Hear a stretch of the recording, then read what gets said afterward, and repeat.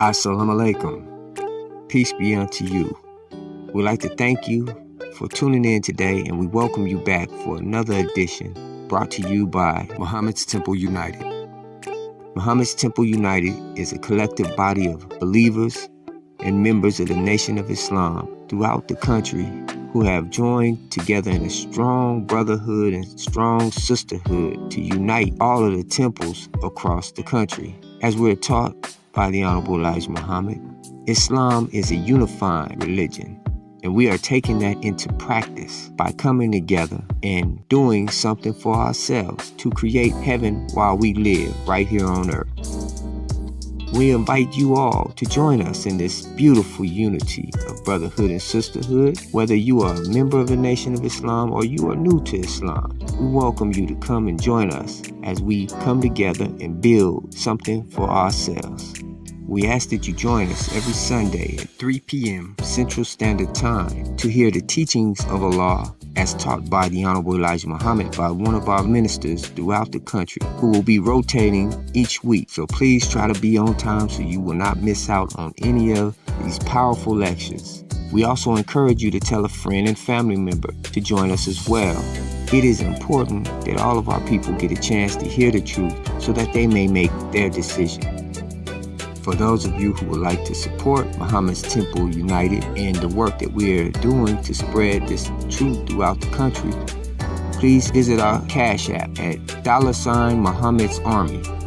And for more information, you may reach us at 602-598-9009. Again, we thank you and we welcome you to Muhammad's Virtual Sunday Lectures. So without further ado, we'd like to present to you today's Muhammad's Sunday Virtual Lecture.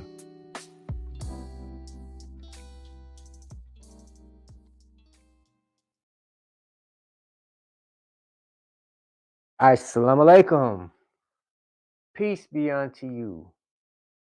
We welcome you back for another edition to Muhammad's Sunday Lectures, brought to you by the Nation of Islam, Muhammad's Temple United. We thank you for coming and joining us today because we know that there's many places that you can be, but you are here with us and we are thankful because we know that there's no other place better to be than in a place where the truth is being told. So without further ado, we have a great special for you today, so we don't want to hold you up too long. And as the Honorable Elijah Muhammad teaches us, we open up every meeting in prayer. So allow me to open us up in prayer. I ask that you all get in position of prayer. For those of you who are here for your first time or unfamiliar with our prayer, we stand at attention. We stand erect at attention with our heels together at a 45-degree angle. Extend our hands as if we're receiving a gift. We slightly bow our head and close our eyes to this wicked world. For those of you who know the prayer, say along with me. In the name of Allah, the Beneficent, the Merciful, all praises due to Allah, the Lord of all the worlds, the Beneficent, the most merciful Master and Savior of this day of judgment in which we now live. To Thee alone do we serve, O Allah, and to Thee alone do we beseech for help.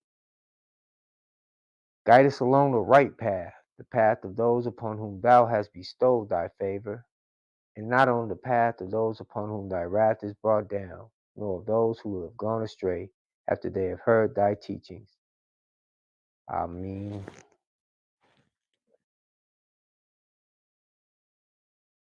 In the name of Allah, the Beneficent, the Merciful, who came to us in the person of Master Farad Muhammad, and in his divine leader and teacher, the Honorable Elijah Muhammad, I greet you all in our greeting words of peace and paradise of Assalamu alaikum. For those of you who are here for your very first time and who are unfamiliar with our greeting, Assalamu alaikum, The greeting is in the Arabic language, which is our original language. Translated into English only means peace be unto you. So Assalamu alaikum is a greeting of peace. As the Honorable Elijah Muhammad teaches us that we are a people of peace. Islam is the religion of peace. So being that we are the people of peace, we greet one another in peace because that is what we want for not only ourselves, but we want that for others. So we greet one another in peace. And the return greeting is wa alaikum salam. Wa alaikum salam. That means peace also unto you. Think about it like this, brothers and sisters. When you think of heaven, what do you think of? What do you think of heaven as? It's a place of peace. Is that right? Well, let's say, can you have heaven without peace? Absolutely not. You have to have peace. In order to have heaven, you have to have peace. So, again, I greet you all in our greeting words of peace and paradise. Assalamu alaikum. We'd like to welcome you all again to our Muhammad Sunday lectures. My name is Brother Daniel Shabazz. I am not the teacher today or your speaker. I am just your brother here to prepare you for the one coming up to speak today. And again, we have a very special lecture today, so I won't be taking up any more of your time. Let's go right ahead and introduce our beloved brother, a hard-working brother. This is a humble brother. Brother I had the pleasure of knowing for quite some time. So I know this brother personally. And I know how humble this brother is.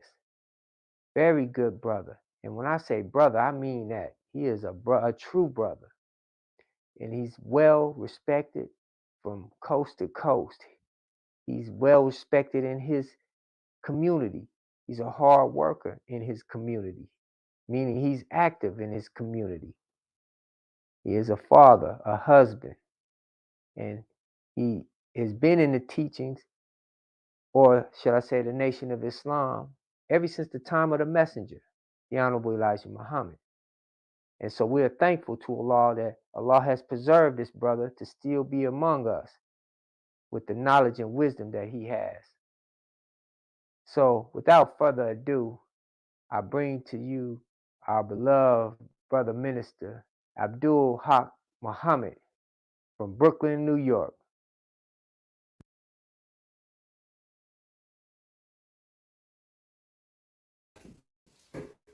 Assalamu alaikum. In the most holy name of Allah, the beneficent, the most merciful, who appeared among us, the black man and woman of America, in the person of Master W.D. Farad Muhammad, and in the name of his divine servant and messenger, the most honorable Elijah Muhammad. I greet our listeners, our viewers, in the greeting words of peace and paradise in the Arabic language of Assalamu alaikum. Assalamu alaikum means peace be unto you, and this is what we wish and hope for everyone that is listening to us this afternoon, or if wherever you're at, it might be the evening, it might be the morning, but we greet you in peace. My name is Brother Abdul Haq Muhammad. I'm a minister in the Nation of Islam. But before I'm a minister, I am your brother. And I want to be your friend to help you understand and learn the teachings of the most honorable Elijah Muhammad, who was raised up, not sent to us, but he was raised up from among us the lost found Nation of Islam, or the black man and woman that was captured and enslaved and brought to America over 400 years ago. He was raised up to teach us Islam and to bring us into the knowledge of God, or the true knowledge of God, the knowledge of the devil, and of course the knowledge of self, and to end, or to put an end to the spook civilization. I'm a member of Muhammad's Temple United, or Muhammad's Temple of Islam United. And this is a group of brothers and sisters that have come together to present to you the teaching of Islam as they are taught by the Honorable Elijah Muhammad. And these lectures are every Sunday. They're called the Sunday Lectures. And we want to bring these Sunday lectures to you every Sunday. And we thank you for taking time out of your whatever busy schedule that you have to listen to us. I'd like to thank Brother Daniel Shabazz, who is kind of our technician. I call him the everything man, because he does everything for us to help us make sure everything is done right. He moves around. He's like a Renaissance man. So we thank you, Brother Daniel, and you will hear from him after the lectures are over, giving you some information on how you can learn more about what we're doing. And I'd like to thank another brother that's in the ministry, Brother Minister Wali Muhammad, who is also part of these Sunday lectures, and you will hear from him in the coming weeks. So make sure you tune in.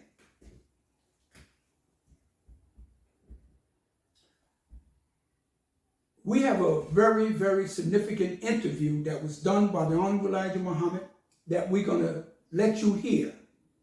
But before that, I wanted to kind of introduce to you some of the things that we talked about, or reintroduce to you some of the things that we talked about in my previous lecture.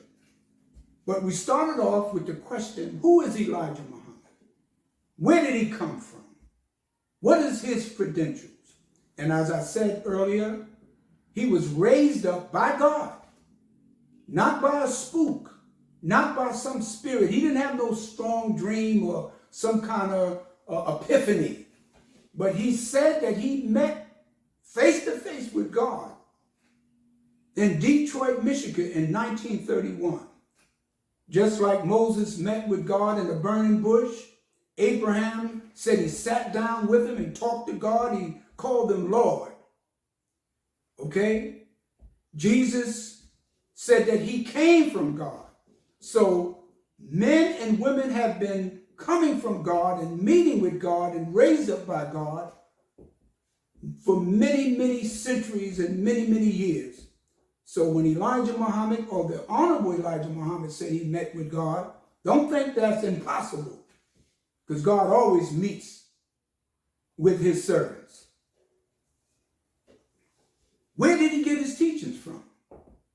He said he met a man by the name of W.D. Farad, who introduced himself by the name of W.D. Farad, and for 3.5 years, he said this man taught him the knowledge of God, or the true knowledge of God, the knowledge of self, and the knowledge of the devil.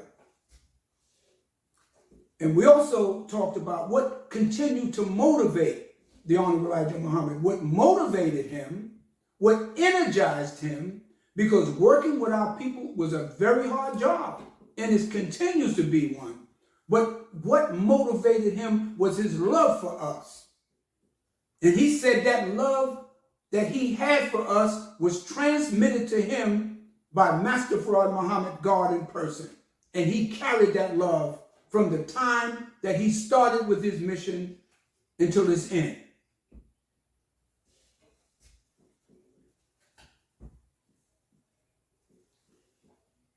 How do you measure a man? How do you measure a man like the Honorable Elijah Muhammad? What criteria do you use? What kind of yardstick do you use to measure his work among us. There's a saying, you know a tree by the fruit it bears.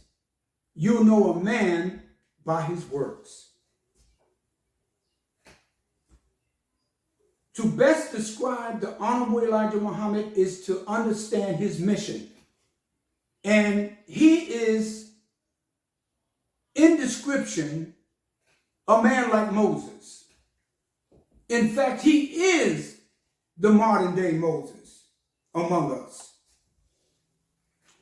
And as you know, brothers and sisters, Moses was sent to the children of Israel.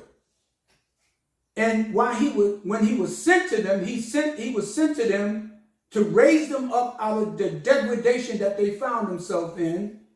And they were persecuted and tormented by an evil, evil government under the leadership of a man or a government under Pharaoh. And Moses took these people and led them out of the land of Egypt into the promised land.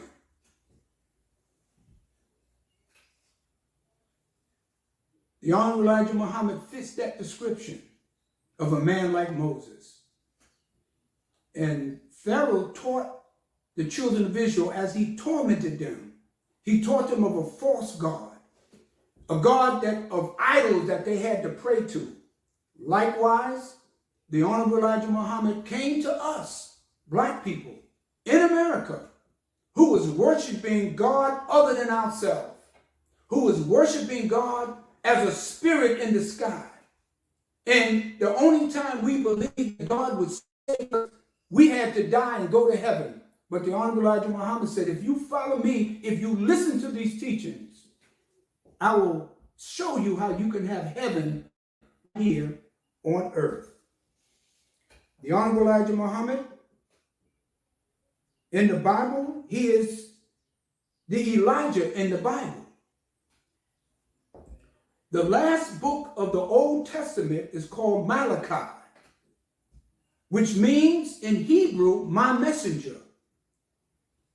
In the 4th chapter and the 5th verse, this is the closing of the Old Testament, closing it out. And it says, behold, I send you Elijah, the prophet. Elijah, the prophet. I send to you in this time Elijah, and he will teach you things that you haven't been taught before. Behold, I send you Elijah, the prophet, who will teach you the knowledge that you have never heard before. And let me quote from the Bible so you can understand what I'm saying. In the book of Malachi, which is the last chapter of the Old Testament, the prophet before the coming of the last days. Let me read that so you can understand. Just bear with me, brothers and sisters. It says, behold, I will send you Elijah the prophet before the coming of the great and the dreadful day of the Lord. And he shall turn the hearts of the fathers to the children, and the hearts of the children to their fathers, lest I come and smite the earth with a curse. Behold, I send you Elijah, the prophet, before the coming of the great and dreadful day. While you may say, well, that may be coincidental, but his name is Elijah. But let us look a little further, brothers and sisters. Not only is his name Elijah, but let's look at his work. He is the prophet before the coming of the great and dreadful day. What is so great about this day, and what is so dreadful about this day? It's great because black people have a chance to redeem themselves from the time that they were brought to America up until now. It is great for us if we but understand. It is great because we have a chance to save our children, to build our communities. It is great because we have a chance to reform and redo the things that we know that's best for us. But it is dreadful because it comes at a time when we're looking at America today. You see what's going on in America. The murders, the killings, the robberies, the hypocrisy, the confusion in government. You see President Joe Biden being under investigation. Then they talk about how Trump is under investigation. This is a very dreadful time. And it says, this dreadful, great and dreadful day where Elijah will come and turn the hearts of the fathers to the children and the hearts of the children to their fathers. Now, Elijah Muhammad, the Honorable Elijah Muhammad, turn our hearts to our brothers and sisters all over the world that love us, the brothers and sisters in Africa and Asia. And then he allowed us to turn our hearts to our brothers and sisters in the communities that we live, where we didn't have a relationship with some of our fathers. And our fathers didn't have relationships with us. And we are living right now at the end of this world, not the earth, but the world of hypocrisy, the world of debauchery, the world of confusion, the world of lies, and all the things that come with that. So he is the Elijah of the Bible.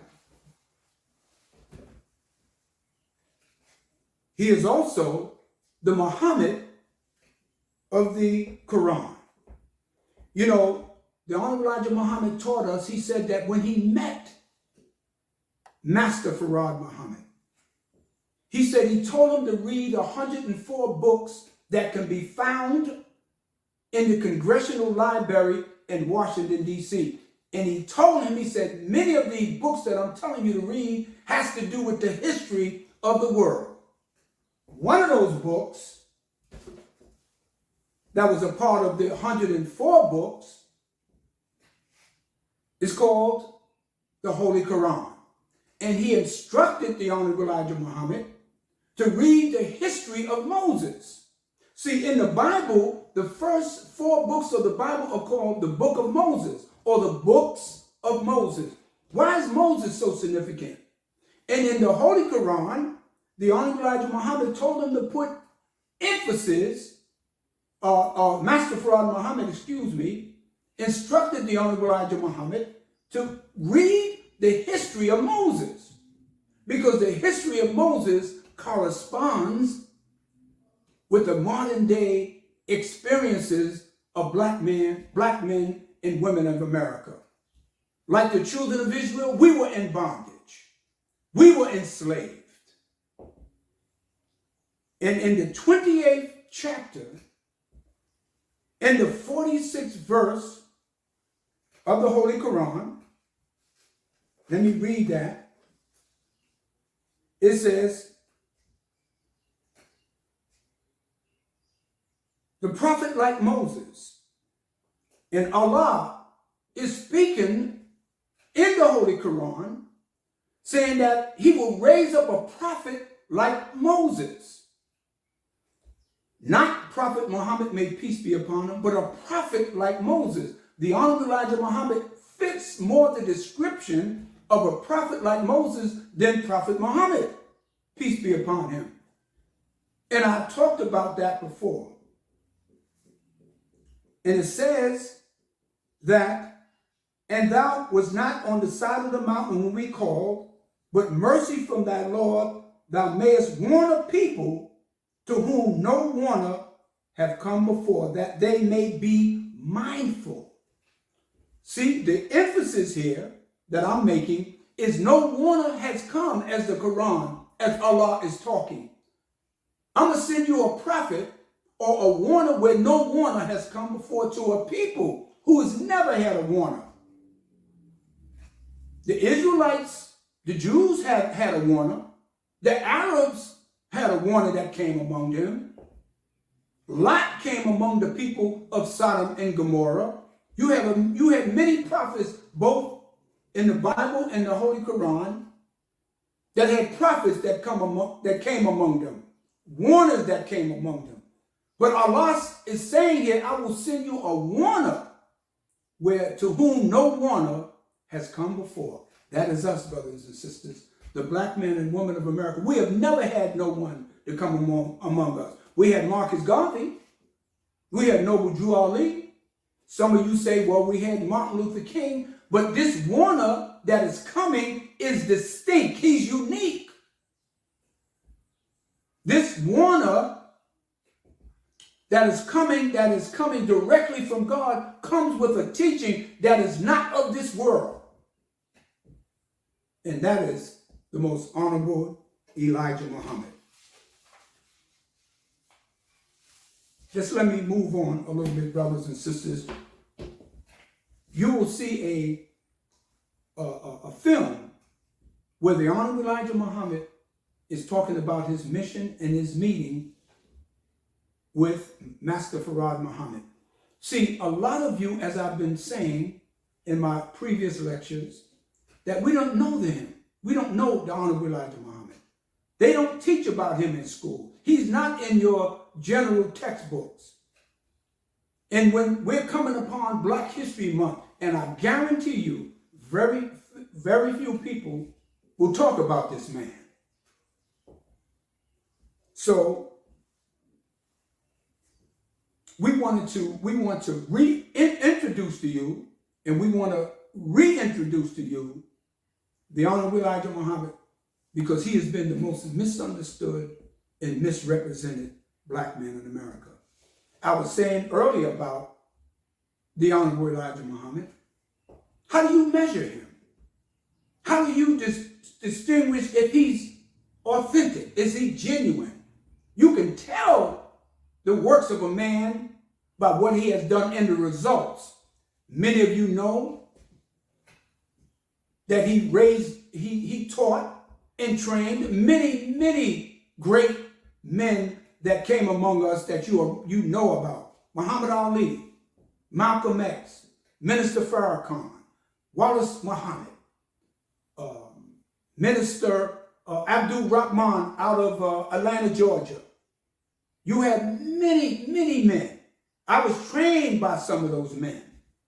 Captain Yusuf Shah, Captain John Muhammad out of New York, Minister James Shabazz, Minister Jeremiah Shabazz out of Philadelphia. Many men and women. Not to forget the women, Sister Captain Clotel. She was taught personally by the Honorable Elijah Muhammad. You don't know of these people, but they did great work among our people. How do you measure a man? You measure a man or woman by their works. And the Honorable Elijah Muhammad got great results when he taught us and established things for our people out of his love for us. Do you know, brothers and sisters, the Honorable Elijah Muhammad guided and directed the Nation of Islam from his home. He, on very few occasions, left his home. He's only time that we actually really saw him was at Our Savior's Day, which is February 26th. Every year we would go to Chicago. No matter what the day was, whether if it was Monday or Tuesday or Saturday or Sunday, we took off. We didn't ask our boss. We let them know. We told them that we were going to Chicago to see our leader and teacher. And many times, that's the only time we saw him. But he directed the Nation of Islam from his home. That's right. Some of the brothers and sisters that had been in the nation, believe it or not, for many years and didn't know that he was the leader of the Nation of Islam. They saw Malcolm. They saw some of the other ministers. They thought they were the leader. But that shows you the greatness of a man, because he doesn't want you to see him. He wants you to see what he has produced. He wants you to see what he has been able to accomplish without you seeing him. Some of you go to theaters. Some of you go to live theater on Broadway or whatever, downtown Chicago or the west side of California. And you see these productions. You see these great plays, but you don't know there's a director behind the scenes. There's a man or woman behind the scene that put the whole thing together. So we saw the great, beautiful, magnificent Nation of Islam. But there was a force. There was an energetic man that was directing the Nation of Islam right from his home. That's how you judge a man. You judge a person by what they produce. So let me take a little bit of water, brothers and sisters.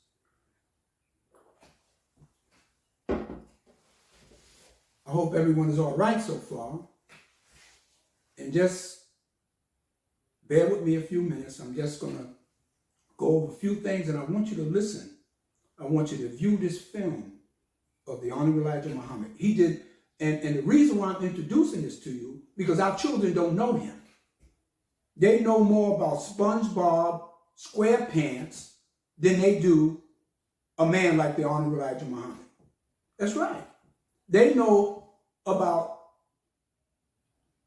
Lil Wayne, the rapper.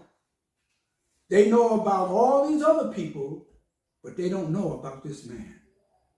So I want you, when we show this film, I want you to listen to him. He's not a man with great articulation in terms of language because he came from the South. But if you listen to the wisdom and the knowledge that's coming from him, you will learn something that you can use to better your life in the future.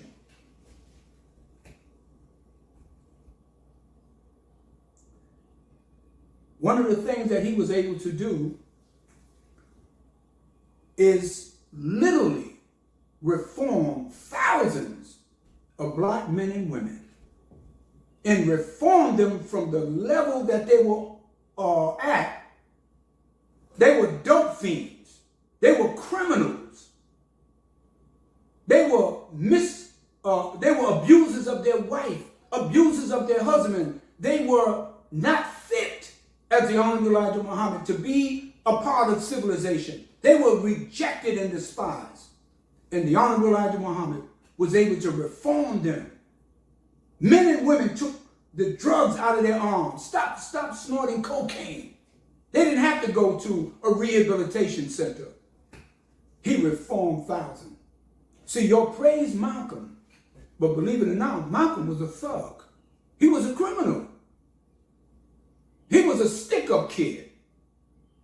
Malcolm sold white women to black men and black women to white men. Malcolm was a hustler. But by the word that he heard from the Honorable Elijah Muhammad, it reformed him, changed him. And you always heard him say, if it wasn't for the Honorable Elijah Muhammad, I wouldn't be standing among you. I wouldn't be able to teach and talk like I am. Not only did he inspire Malcolm, he allowed Malcolm to become so intelligent. He allowed him to stand up and be able to teach what he was teaching. What are some of the works of the Honorable Elijah Muhammad? See, many of you talk about Black Wall Street that happened in 1921 in Tulsa, Oklahoma. You talk about the great beauty and the great establishment in Black Wall Street. How many blocks there was? Over 37 blocks of businesses and movie theaters. This is in 1921. I hear you'll talk about this all the time. But some of you were alive, or still alive, I should say, and the Honorable Elijah Muhammad surpassed that. And this is not to put down what happened in 1921 in Tulsa, Oklahoma, where white people murdered and bombed that city or that town because they were jealous of the accomplishments of black people. The same thing happened in Florida in a place called Rosewood. They were vibrant. They had established all kind of businesses, hotels. They even had an airplane in Tulsa, Oklahoma. in Black Wall Street. They had hotels up and down that street. But you'll never talk about. And that is wrong, brothers and sisters. That is unfair. And here was this man right in your midst, and he established. Let me just give you a list of things that he did. He had temples. Muhammad Temples of Islam, or Muhammad Mosques of Islam, all over the country. And many of them are still in active today through different brothers and sisters that has established and continue to function in those capacities. He had temples all over the country, in the Caribbean, in Central and South America. That's right. He had an independent school. Many of you are complaining about the schools, the public schools that your children are in, and how white people are mistreating your children or miseducating them. The Honorable Elijah Muhammad, since from 1931 up until 1975, we had 46 independent University of Islam in 46 different cities throughout America. Independent schools. Them children at 4 years old, they were doing calculus. Them children were doing trigonometry. They were disciplined. As they graduated, some of the best colleges and universities sought after the children that graduated from the University of Islam. The Honorable Elijah Muhammad did that. We had restaurants, bakeries in every city. You had the great bean pie. You loved that bean pie. That recipe came from the man that he met, God in person, Master Farad Muhammad. We had farmland in Alabama and Mississippi. We had canning factories that canned out beans and different other products. We had a national newspaper called Muhammad Speak Newspaper that came out every week. And the brothers would go to the different communities selling Muhammad Speak newspaper.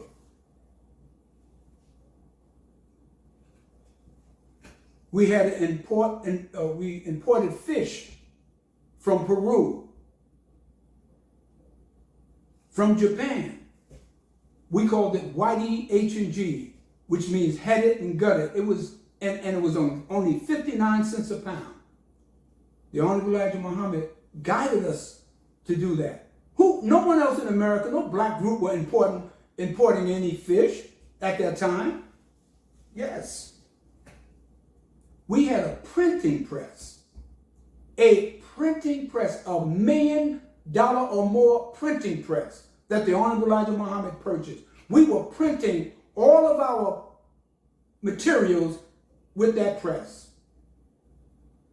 No black organization, no black group in America ever in the history of America had a printing press. But the Honorable Elijah Muhammad guided us to have that, a printing press. In fact, we started printing a lot of the magazines and booklets for other black groups. Even the white man was coming to us asking us to print materials for him. Ebony magazine, Jet magazine, they were in existence over 100 years. They didn't even have a printing press. They came to us. They came to the Honorable Elijah Muhammad and asked him to print the Ebony magazine and the Jet magazine. The Honorable Elijah Muhammad was working on establishing a hospital, a 200-bed hospital to help out people who were sick. Not only that, he established a bank. A bank. You understand what I'm saying? Do you hear me? I took my money, the little dollars that I had as a young Muslim, and took it out of the white man's bank and put it in the bank that the Honorable Elijah Muhammad established. We had a bank established by the Honorable Elijah Muhammad. He established homes, office buildings, clothing factories. He had a list of books, Message to the Black Men in America, How to Eat to Live. This is the cover of the book, How to Eat to Live, book 1 and 2. And brothers and sisters, I encourage you to eat better. We die by what we put in our mouth or what we eat.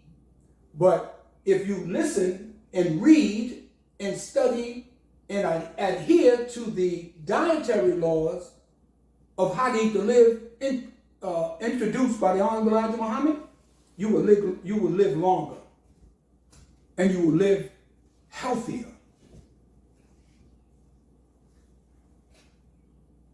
He published the book, Message to the Black Men in America, How to Eat to Live, book 1 and 2, The Fall of America, Our Savior Has Arrived, Supreme Wisdom 1 and 2, The Flag of Islam, all kind of materials. And he established radio and TV stations all throughout America. You didn't know that. And I remember asking one of the veteran members of the Nation of Islam named Brother Harvey. I said, Brother Harvey, the Honorable Elijah Muhammad is condemning America. He's challenging the government of one of the most powerful nations on the earth, America. He said, what if they stop selling us paper to print our newspaper? He said, brother, he laughed. He said, brother, Honorable Elijah Muhammad already figured that out. He said he's way ahead of that. He said he's negotiating right now to buy timberland in Canada. You know, because that's where paper comes from, trees. He said he already took care of that. I said, oh, praises are due to Allah. So the man was not before his time, he was on time. So, brothers and sisters, I just wanted to take this period to talk about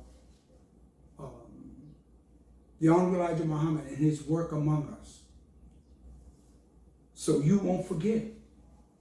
There's a saying, he who fails to learn the lessons of history will be doomed to live it over and over again. God sent him to us. See, we as a people, we didn't believe that God, even though we went to church, we went to the different religious organizations, deep down inside, we always felt that we weren't worthy to be recognized and we were nothing. I used to hear black people say, niggas ain't nothing. We will never be nothing. We're on the bottom. But God came for us. He came and raised up the Honorable Elijah Muhammad. And sometimes when God raises up a person, the people don't recognize that person. When Noah came to the people and they tried to warn them of the flood that was coming, they laughed at him. They called him strange, crazy man. Look at that man building an ark on dry land. When Lot came to Sodom and Gomorrah and began to condemn and told the people to turn to the way of God, they laughed at him. They even tried to kill him. When Moses came to the children of Israel, some of them called him a crazy man. What God are you talking about? Where is your God, Moses? What's his name? We see the God that Pharaoh gave us. He's a big statue. But Moses said, I come to you to give you the reality of God and free you from the grips of Pharaoh.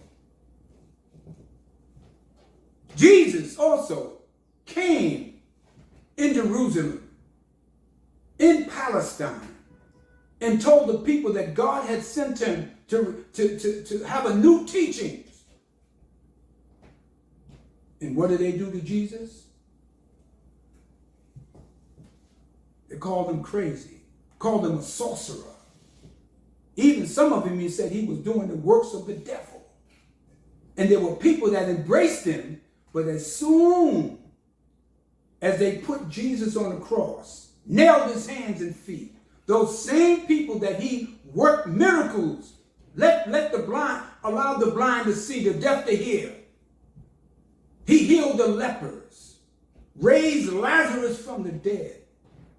Those same people that saw the miracles Once Jesus was hung on the cross, those same people, when they were confronted, they said, I don't know that man. I saw some of the things he did, but I don't know. They denied him. Ain't that something? That is similar. That happens to prophets and messengers. They look strange. They don't come in the same kind of mold as the politicians or the preachers and the teachers.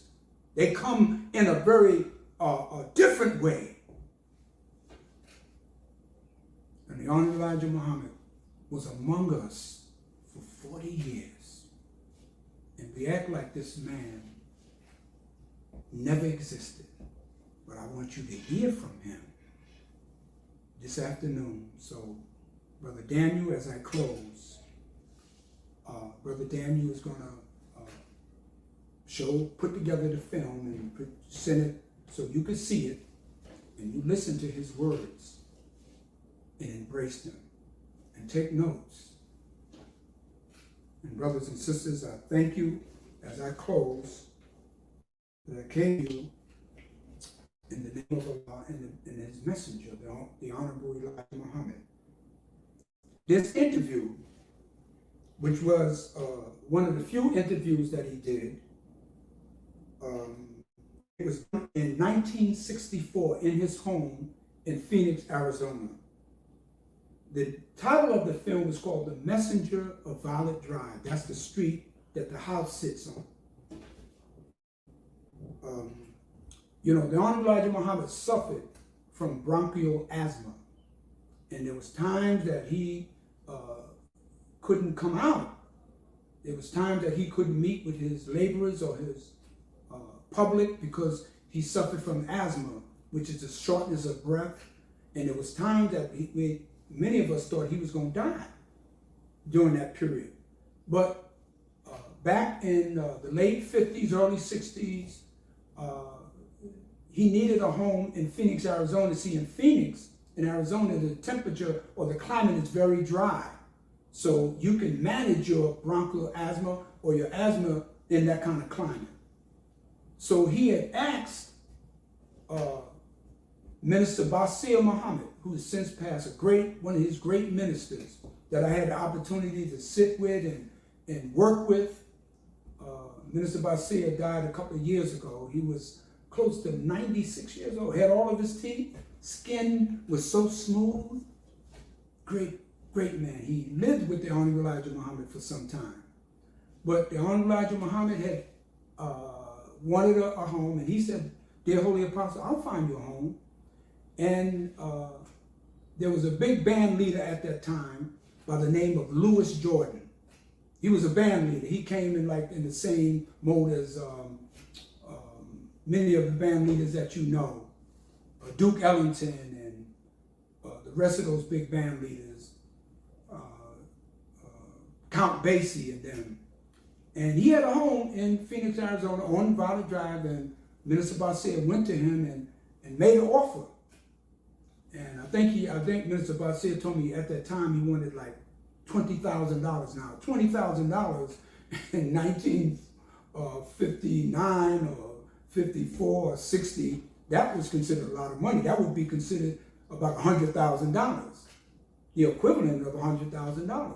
So he said he made another offer to him that he couldn't refuse, and I think he brought it down a few thousand, and that's how the Honorable Elijah Muhammad got that home. But this is where the interview took place. And the last interview the Honorable Elijah Muhammad made with the press was in 1972. In fact, it was January 14th, 1972, and that's a whole nother interview that needs to be viewed and listened to. But anyway, I will, at this time, brothers and sisters, leave you, and you will be able to see and hear the Honorable Elijah Muhammad. And Brother Daniel, after the viewing, he'll give you some information. So I will leave you as I came, in the name of Allah, the Beneficent, the Merciful, who came to us in the person of Master W.D. Farad Muhammad, in the name of his divine servant and messenger, the most honorable Elijah Muhammad, I greet you. Assalamu alaikum. Thank you.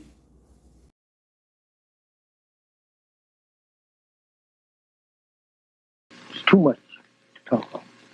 But you are in your teachings trying to get the so-called American Negro to know his beginning, something Yes, of himself. the black man of America, he's not a Negro. This is the slave master's name given to our fathers under slavery. There's no such thing as a race or nation of Negroes. You don't find that nowhere. This is our people's slang, name given by the white slave masters. But, well, he had in it. Let's take a look into why did he call us Negroes after he made us slave? Well, we was pretty dumb when he brought us here. It's not that we can say that we were smart, we were wise. No, that we would not have come here. He could not have brought us here. We was not too smart. And so, after depriving us of the knowledge of ourselves, knowledge of our name, the knowledge of our language, of our people, knowledge of our people's history, he called us Negro. Negro means something that is dead, lifeless, neutral. It's a neutral thing. It's something that you have to move, or you put it down, well, it will stay right there until that you move it again. It is not something that it have any power of itself. It's it's moved by the power of another one. So he gave us this name, and it means something that is dead and lifeless, and that goes for our mental power. After being deprived of the knowledge of yourself, then you're considered mentally dead. And so the book translated, the Bible translated 400 and some years ago, or about 50 some years ago now, I think it is. They put in there the resurrection of the dead. When the resurrection of the dead comes, that would be the judgment. The resurrection only means the mentally dead people. We are the people to be resurrected. And when the resurrection of the so-called Negro, or the black man of America, when he is resurrected into the knowledge of self, and in the knowledge of God and the devil, then that's the end. And this is it now, going on. This is the end of the white man's world. According to the history, scientists, and science, you can take it for granted.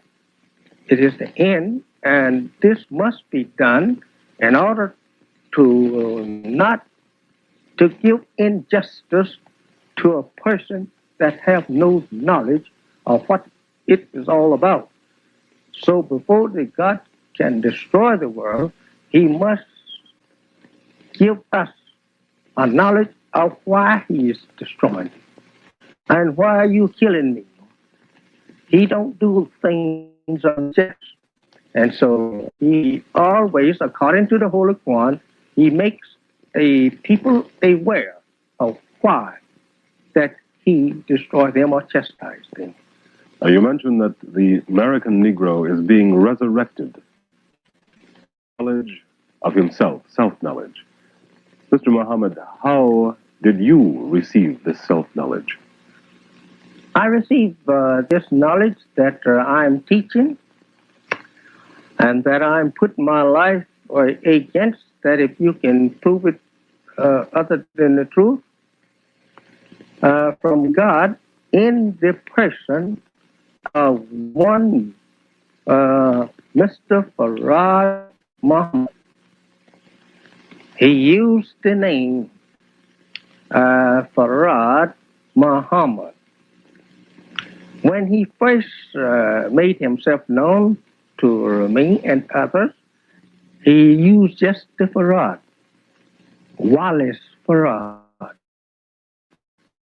And he had an initial in between that I never knew what that initial stood for. That was a W. D. Wallace D. Farad is what he gave to us. Then, in the third year, on his departure, he told me that his name was Wallace Farad Muhammad. W.F. Muhammad. Wait, yeah. This was the first time that he revealed his name to you. First time he put the Muhammad to it. Yes. So I studied that then. From what he gave to me to study, he gave to me a Holy Quran in Arab, and I couldn't read it. So then he goes and gets me a Holy Quran in Arabic and English. And so I taken this book and I studied it from what he lined me up with. He gave me a copy of Texas and Places and other books. He gave to me the names of 104 books that is in the Congressional Library in Washington. And I studied them for 7 years. They're up and down the East Coast. And I have the Quran that he gave to me, given about 2/3 of it to study. The other third, he said, didn't amount to anything because that would be probably in some other man's time and not our time, and we shouldn't be worried about what the other fellow have to do.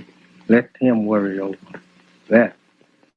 Well, when I first met him, it came to me that he was the man that the Bible prophesied would come in the last days as the Son of Man. And I recognized him to be that, as I had studied Bible ever since I was a little child. When I first learned to read, I learned to read Bible.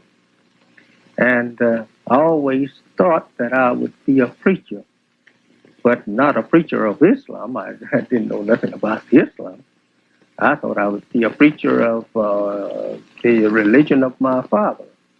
That was Christianity, and he was a Baptist preacher, and I thought maybe I would be one. But I always told them if I ever preach, I would make enemies. I said because my father and other preachers would not like me if I preach. I said because I see so many things that they are saying and preaching is wrong. And so I went along like that until I was 35 years old before I actually was sent to preach. Then when I met this man, then I told him, I said, you are the one that the Bible teaches that will come, the Son of Man or the Messiah. And so he whispered in my ear, he got close to me, he looked all around, see who heard that. And he whispered in my ear and told me, he said, yes. He said, but keep quiet. He says, don't say anything to anyone about that. He said, I will let you know when to say that.